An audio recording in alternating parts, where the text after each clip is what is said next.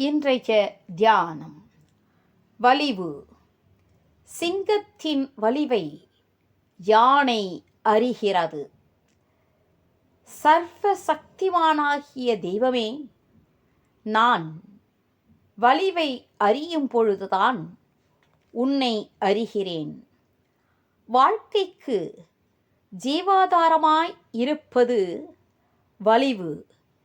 மேன்மைகள் அனைத்தும் வலிவினின்று வருகின்றன. கீழ்மைகள் அனைத்தும் தளர்ச்சியின் நின்று வருகின்றன.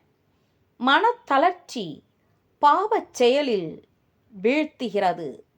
உடல் தளர்ச்சி நோயாக வடிவெடுக்கிறது. வலிவு தெய்வ நெறியாக வடிவெடுக்கிறது. வலிவு படைத்தவனே வாழ்வுக்கு உரியவன்.